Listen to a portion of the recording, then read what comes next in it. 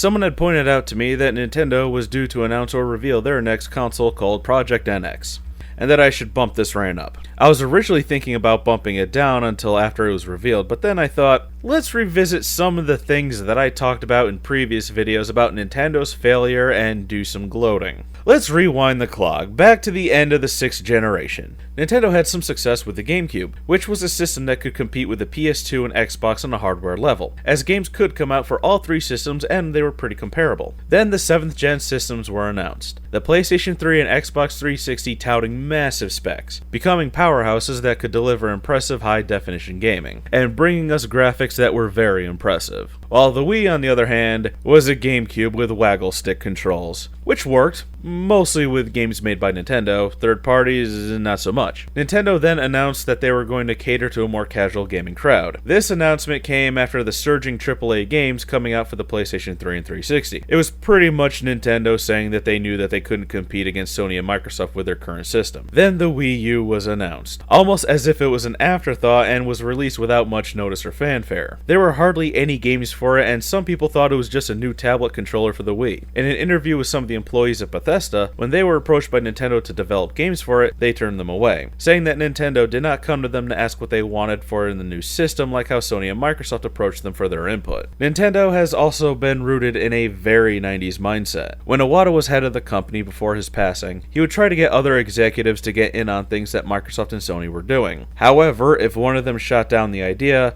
then that was it. No majority rules, it had to be unanimous. So let's come back to the present. The current president, Tatsumi Kimishima, even predicted that the Wii U was going to fail, and had said that the Wii brand is what's hurting Nintendo. So let's talk about the Nintendo NX. It's been rumored that it was going to be using Android as its operating system, but Nintendo shot down that rumor fast. And knowing how secretive they are, I would not be surprised if they denied that rumor just to keep it a secret that the NX will be Android based. It's also rumored to have industry-leading hardware inside of it, and one thing that's been staying consistent is that it's going to be a home console and portable device, which makes sense. If you think about it, the Wii U is just a home version of the DS. Why not make a system that's not only portable, but a home system at the same time? It's a good idea since Nintendo has always been a dominant player in the handheld market, and a portable home console hybrid will be a good idea. It'll be like how you can play PlayStation 4 games on the PS Vita, only in reverse. The handheld unit should be and needs to be the main system, while the home unit should just be able to either receive the information from the handheld or be able to play the cartridges. I'm guessing that's going to be cartridge based because all of Nintendo's handhelds have been cartridges. If the NX is supposed to be both a home and portable console, that's how I think it should work. And it is possible for a portable system to have industry-leading hardware. The PlayStation Vita is proof of that. It's the most powerful handheld of its generation, as it did have PS3 looking graphics on a 960 by 544 QHD screen, with a 2 GHz quad-core processor compared to the new 3DS, with its GameCube-esque looking graphics and 400 by 240 top screen, and its 268 MHz quad-core processor. And we have cell phones with 1440p screens and 8-core processors, so a powerful handheld system is totally within the realm of reality. If this is the idea that Nintendo is going to go with, then this is something that I was talking about a few years ago when I said that gaming would take on a more portable path, with consoles turning more into tablets or phones while being able to connect to a home base to be played on larger screens with a controller. It'd be similar to a laptop docking station. But the one big problem that Nintendo is facing right now is getting third-party developers to buy into this new system. Pete Hines, the vice president of Bethesda, said that when Sony and Microsoft were making the PS4 and Xbox One, they went to them and worked with them to get their ideas. But when Nintendo showed up with the Wii U and asked them to make games for it, Bethesda said no because Nintendo didn't ask for their input like Sony or Microsoft. There was an American developer who remained anonymous, and said that the Wii U was a nightmare to develop for, mostly because every time they ran into a problem, they needed to email Nintendo for help and had to wait a week for a reply, because the email had to be translated from English to Japanese, answered, then translated back into English and emailed back to them. I've said this before and I'll say it again. Nintendo is making similar mistakes that Sega did that caused them to go third party. When Sega released the Saturn, they asked third parties what they wanted, and they all said powerful hardware. The Saturn was an extremely powerful system for its time, but it was a nightmare to develop for, and the manual for it was extremely thick from what I heard. About 3 phone books thick. But then Sony came along with a system that was very easy to develop for, killing off the Saturn. Then a former president of Sega of America told Sega of Japan to go third party instead of making another console. Because they did not heed his warning, they made the Dreamcast. And the Dreamcast was great, but it failed. Sources from Sega will tell you it's because they ran out of money. They sold the system at such a low cost that they were hemorrhaging money because they still had to buy and assemble all the parts and couldn't compete with Sony, who helped invent DVD technology and could use all their own in-house parts, cutting the cost of manufacturing. Sony only had to release the PlayStation 2 and let Sega finish bleeding itself out. Although you'll hear people on sites like NeoGAF or wherever sites people go to talk shit without having any sources will say, "'Cause Sega is Sega, brah," somehow twisting around mistakes that they made recently to make them apply for the past. Or will say that the add-ons of the Genesis made developers turn away from them, which doesn't make sense since the add-ons were options. Some people used actual logic by saying that the Saturn left such a bad taste in the mouth of developers and gamers because of how hard it was to develop for, which makes sense. And Nintendo is following a similar path, just a lot slower. The N64 using cartridges over the ever-growing popularity of CDs, then using small little discs for the GameCube, which was used first and foremost for the purpose of combating piracy, and to also avoid licensing from the DVD forum, which Sony is a part of. Then the Wii came with motion controls, which some developers had a hard time making games for it, and it became the platform for shovelware. Then Nintendo quietly released the Wii U. They marketed it terribly, making people think it was an accessory for the Wii,